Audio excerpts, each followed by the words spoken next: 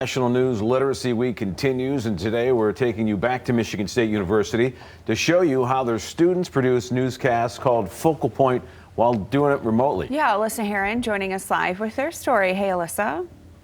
Hey, good morning. Well, in a normal school year, all the broadcast journalism students would be inside their communication arts and science building, producing 12 newscasts a year. But with the pandemic, like everything else, it shifted these students to learn how to do that broadcast remotely while continuing to tell accurate and impactful stories.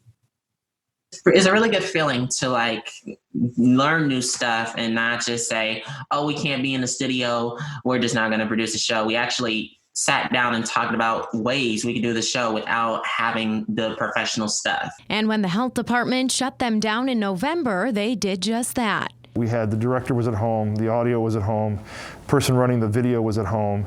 The anchors were out in the field, out on the street. We had live shots, and we had intercom communication with a remote app for your phone.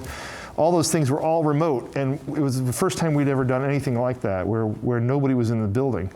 And that's pretty cool. Faculty at Michigan State University then quickly found a solution to how they'd social distance their students while pulling off their Focal Point newscast in the building as well.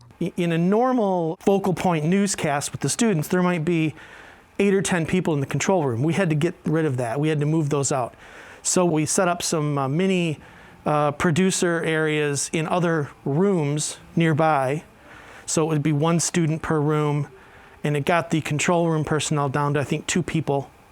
And we moved the teleprompter function out into the studio where it's a much larger room. This led to more students in the field, which gave them the opportunity to go live and conduct interviews in new ways. We would have live shots set up all across East Lansing. Sometimes we would have them in different cities, depending on how big the story is. I think they saw how it was happening out in the real world.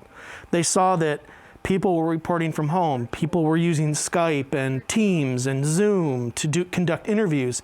And all of a sudden, that became acceptable. Overall, a quick learning experience that will stick with these students in their careers for years to come. We've really learned to try and cope with everything. We've taken it in stride.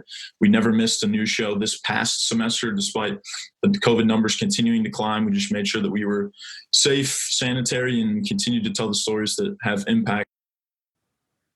And they've definitely done a great job. If you'd like to check out some of Focal Point's stories, we'll have them linked to this article on our mobile news app. But as you can see, Mike and Deanna, it's pretty similar to what we're doing right now. I kept telling them it's pretty much mirroring everything we've been doing. So for our final day of National News Literacy Week tomorrow, we're going to be taking you all behind the scenes of Fox 17 and showing you how we've done this all throughout the pandemic. Wow, I look forward to seeing that. Wait a minute, we lived that. Yeah. So.